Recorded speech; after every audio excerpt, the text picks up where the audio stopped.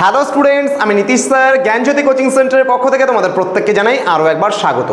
তো স্টুডেন্টস, আজকে আমি তোমাদের সঙ্গে আলোচনা করব এনইপি 4 ইয়ার আন্ডার গ্র্যাজুয়েট প্রোগ্রামের অধীনস্থ যে সমস্ত ছাত্রছাত্রীরা নর্থ বেঙ্গল ইউনিভার্সিটি আন্ডারে বিভিন্ন কলেজগুলোতে পড়াশোনা করছো এবং মেজর কোর্স নিয়ে বা মাইনর কোর্স নিয়ে বা মাল্টিডিসিপ্লিনারি কোর্স নিয়ে তুমি যেই কোর্স নিয়ে পড়াশোনা করো না কেন, তুমি যদি ডিএসসি হিসাবে বাংলা বা মাইনর হিসাবে বাংলা রেখে থাকো, তবে আজকের এই ক্লাসটি শুধুমাত্র তোমাদের জন্য।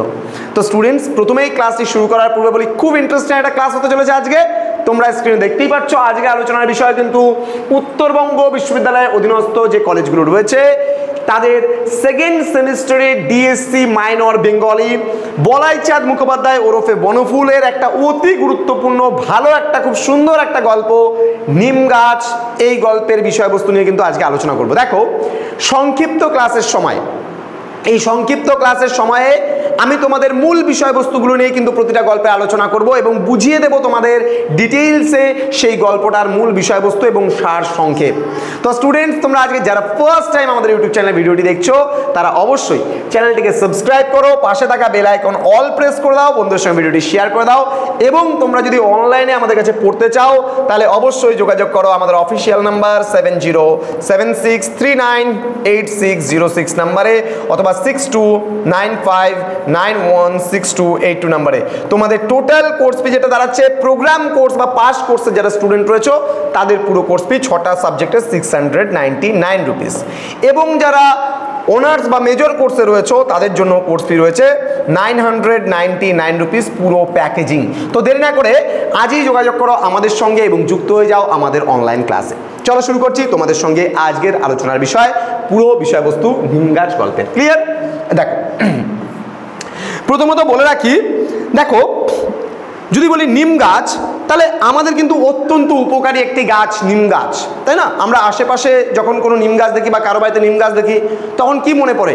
নিমের ডালা দিয়ে দাঁতের মধ্যে একটু চিবোইতো বা দাঁতটা একটু খোঁচাইতো যাতে দাঁত মজবুত হয়। নিমের পাতার ভাজা খেলে পরে পেটের জন্য খুব উপকারী, বা নিমের বাটা করে ওটাকে বড়ি করে রাখলে সকালবেলায় খালি পেটে জল দিয়ে খেলে সেটাও খুব উপকারী। এবং যদি নিম পাতা গায়ে চুলকনি হলে পারে নিম পাতার জল গরম জল করে সেটা দিয়ে যদি স্নান করা যায় তবে সেটা উপকারী। তাহলে একটা নিম গাছের কিন্তু বহুবিধ উপকারিতা রয়েছে।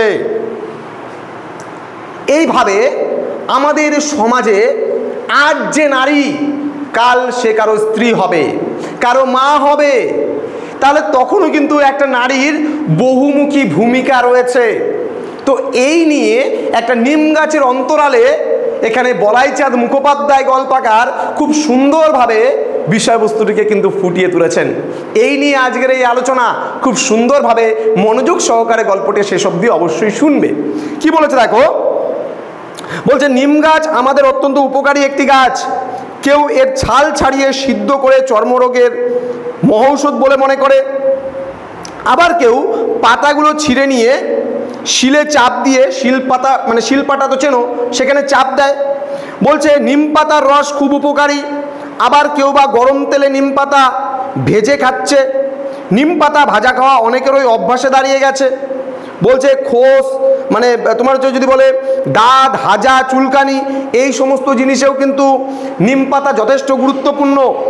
বলছে কাঁচা নিম পাতা অনেকে চিবিয়ে খায় অথবা বাড়িতে নিম বেগুন ভেজেও খায়, নিম পাতার সঙ্গে বেগুন ভেজেও খায়। তো এই নিম বেগুন যকৃতের পক্ষে কিন্তু খুব উপকারী, যকৃৎ ভালো রাখতে সাহায্য করে। ভারতবর্ষের অনেক লোক নিম ডাল ভেঙে নিমের দাঁতন দিয়ে দাঁত মাজে বা দাঁত খোঁচায়, এটাও আমরা জানি। তারপরে বলছে এটা দাঁতের জন্য খুব ভালো, সেজন্য মাজন হিসাবে নিম পেস্ট চালু আছে বাজারে, অনেকে নিমের পেস্টও পাবে। হ্যাঁ, তারপরে কি বলছে, দেশে নিম গাছ আপনা আপনিই গজায়, কেউ তাকে যত্ন করে না।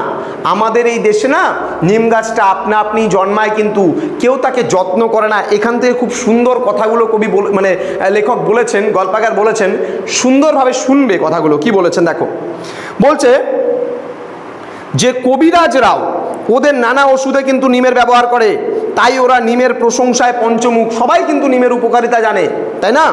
তো বলছে আমাদের দেশে নিম গাছ আপনা আপনিই গজায়, কেউ তাকে যত্ন করে না, কিন্তু যদি বাড়ির পাশে নিম গাছ থাকে তাহলে বিজ্ঞ মানুষেরা খুশি হন। নিম গাছের হাওয়া শরীরের পক্ষে অত্যন্ত উপকারী, সেজন্য নিম গাছ কেউ কাটে না। হিন্দুরা নিম গাছ পোড়ায়ও না, তাই এই গাছের যত্ন না নিলেও নিম গাছ কেউ কাটে না। নিম গাছের ধ্বংসও কেউ চায় না, যে নিম গাছের ধ্বংস হোক বা নিম গাছ শেষ হয়ে যাক, এটাও কিন্তু চায় না।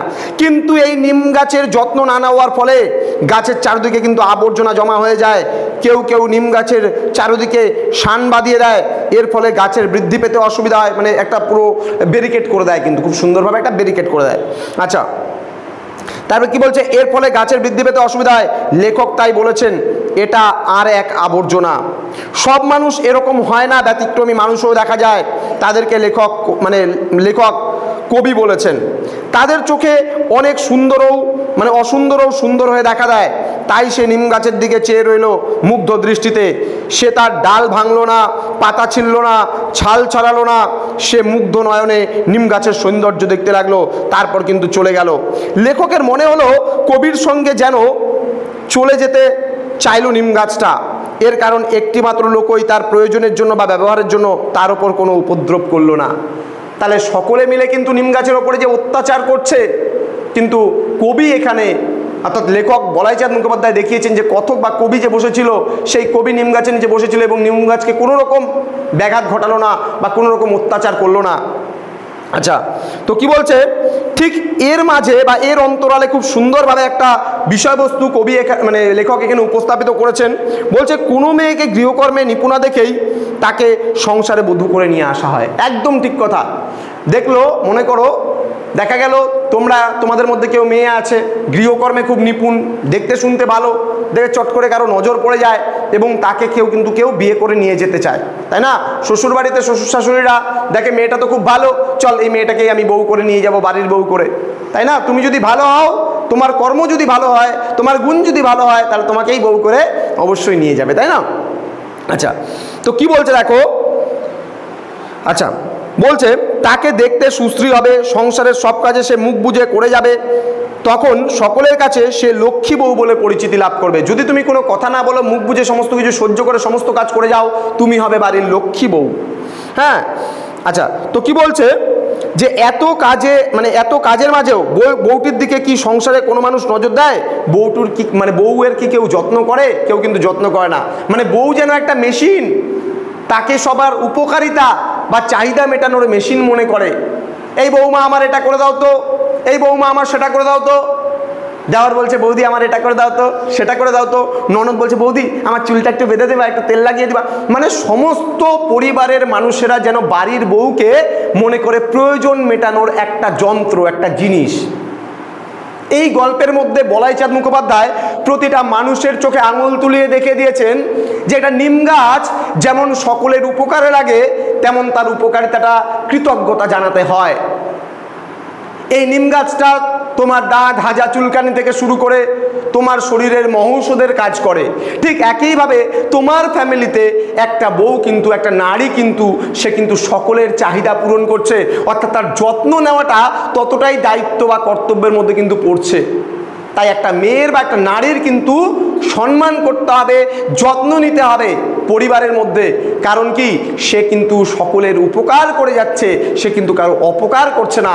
এই যে জিনিসটা, এই যে সঠিক সত্য কথাটি সবাইকে কিন্তু মেনে নিয়ে চলতে হবে। তাই বলাইচাঁদ মুখোপাধ্যায় এই নিম গাছ গল্পটিতে মানুষের চোখে আঙুল তুলে সভ্যতার সমস্ত মানুষগুলোকে দেখিয়েছেন যে না, যেমন নিম গাছকে যত্ন করতে শেখো, নিম গাছে যেমন উপকারিতা নিতে হলে নিম গাছের যত্ন করতে হয়, ঠিক একইভাবে তোমার বাড়ির পুত্রবধূ বা তোমার বাড়ির বৌমাকেও তোমাকে যত্ন নিতে হবে। কারণ সে মেশিন নয়, সে তোমাকে অবশ্যই ভালো রাখবে যদি তুমি তাকে ভালোবাসা দাও। তাহলে দেখো এখানে খুব সুন্দরভাবে, আর কিছু নেই, ওই গল্পটার বিষয়বস্তু সম্পর্কে আমি বলেই দিলাম। তাহলে এই জায়গাটায় ভালো করে বোঝো জিনিসটা, যে একটা নারী তখনই সেই বাড়িতে যেতে চাইবে যেই বাড়িতে শ্বশুর শাশুড়ি ভালো, দেওর ননদ ভালো, তার স্বামী ভালো, অর্থাৎ বাড়ির প্রত্যেকটা মেম্বার ভালো। তখন কিন্তু সেই নারীটা খুশিতে আনন্দের সঙ্গে সব কাজ করে দেবে বাড়ির। সে কিন্তু একটা সময়ও মনে হবে না যেন সে বিরক্তি ফিল করছে। কিন্তু যদি সেই বাড়ির শ্বশুর শাশুড়ি ক্যাটক্যাট করে, দেওর ননদ ক্যাটক্যাট করে, সকলে মিলে যদি সেই নারীকে অযত্নে রাখে, তবে কিন্তু সেই নারী মন থেকে চাইবে না যে তাদের সেবা শুশ্রূষা করি আমি। তো এই ছিল বলাইচাঁদ মুখোপাধ্যায়ের নিমগাছ গল্পের সংক্ষিপ্ত বিষয়বস্তু, খুব ভালো করে তোমাদেরকে বুঝিয়ে দিলাম। এর পরবর্তী নেক্সট ক্লাসে আমি তোমাদের এখান থেকে সমস্ত প্রশ্নগুলোকে নিয়ে আশা করছি আলোচনা করব। আগে আমি প্রতিটা গল্পগুলোর বিষয় সংক্ষেপগুলো, সার সংক্ষেপগুলো বুঝিয়ে দেবো এবং আমাদের ক্লাসরুমে অলরেডি যারা আমাদের কাছে পেইড ব্যাচে জয়েন করেছো তাদের প্রত্যেকটা বিষয় সম্পর্কে আমি খুব সুন্দরভাবে তোমাদেরকে দিয়ে দিয়েছি। এই নিম গাছের ওপরে সমস্ত কিছু দেওয়া হয়ে গেছে। গল্প সম্পর্কে তার বিষয় সংক্ষেপ দিয়ে দিয়েছি, তার প্রশ্ন উত্তর দিয়ে দিয়েছি। তোমরা অবশ্যই খুব ভালো করে গল্পটাকে পড়ো এবং মূল বিষয়বস্তু তো আমি বলেই দিলাম, এবং তোমরা খুব ভালো করে প্রিপারেশন নাও। তার কারণ এবার বাংলাটা কিন্তু সবচেয়ে বেশি ইম্পর্টেন্ট এবং টেক্সচুয়াল পার্ট এটা, এবং এই টেক্সচুয়াল যদি খুঁটে খুঁটে ভালো করে না পড়ো তাহলে কিন্তু একেবারেই ভালো লাগবে না। তো কেমন মানে কমেন্ট করে অবশ্যই জানাবে যে ক্লাসটা তোমাদের কেমন লাগলো। আমি কিন্তু প্রতিনিয়ত তোমাদের কিন্তু ধাপে ধাপে যতগুলো গল্প আছে ডমরু চরিত্র থেকে শুরু করে একবার বলাইচাঁদ মুখোপাধ্যায়, বিভূতিভূষণ বন্দ্যোপাধ্যায় যতগুলো গল্প আছে তোমাদের সিলেবাসে, প্রত্যেকটা গল্পের বিষয়বস্তু সারসংক্ষেপ নিয়ে আলোচনা করব এবং প্রত্যেকটা প্রশ্ন উত্তর নিয়েও কিন্তু তোমাদের সঙ্গে আলোচনা করব পরবর্তী ক্লাসগুলোতে। দেখা হচ্ছে খুব তাড়াতাড়ি আরও একটা নতুন ক্লাস নিয়ে। তোমরা প্রত্যেকেই ভালো থেকো, সুস্থ থেকো। Thank you so much, thanks for watching after all, thank you.